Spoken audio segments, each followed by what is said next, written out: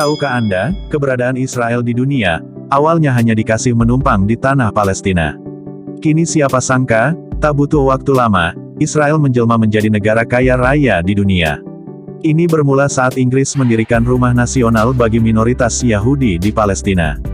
Saat itu, Inggris diketahui mengambil alih wilayah Palestina dari kekuasaan Kesultanan Utsmaniyah yang kalah dalam Perang Dunia Pertama. Warga Yahudi terus-menerus bertambah ke wilayah Palestina antara tahun 1920 sampai tahun 1940-an. Sementara itu, kekerasan antara Yahudi dan Arab juga meningkat hingga PBB membagi wilayah Palestina menjadi dua, untuk bangsa Yahudi dan Arab Palestina pada tahun 1947. Barulah pada tanggal 14 Mei tahun 1948, para pemuka Yahudi mendeklarasikan pembentukan negara Israel. Seluruh Yerusalem diakui Israel sebagai ibu kota negaranya.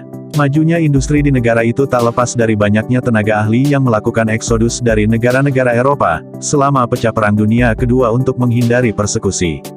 Pada 1970-an, industri-industri yang sudah berkembang pesat di Israel, antara lain pupuk, pestisida, farmasi, bahan kimia, plastik, dan logam berat. Pada 1980-an, banyak orang yang bekerja di Silicon Valley bermigrasi ke Israel. Mereka mendirikan pusat-pusat penelitian dan pengembangan untuk perusahaan-perusahaan teknologi Amerika Serikat, seperti Microsoft, IBM, dan Intel. Kemudian, pada tahun 1990-an, para insinyur terampil juga berdatangan dari negara-negara bekas Uni Soviet untuk bermigrasi ke Israel, membuat negara itu semakin diberkati dengan kelimpahan sumber manusia yang terampil. Tak heran, jika perusahaan-perusahaan baru di sektor teknologi terus bermunculan bak jamur di musim hujan. Sektor teknologi yang sebelumnya hanya menyumbang sebesar 37% dari produk industri meningkat menjadi 58% di tahun 1985, dan kembali meningkat jadi 70% pada 2006. Banyaknya perusahaan besar di bidang teknologi tentu menyumbang pemasukan besar untuk pemerintah Israel dari sisi pajak, sumber devisa, ataupun penyerapan jumlah tenaga kerja.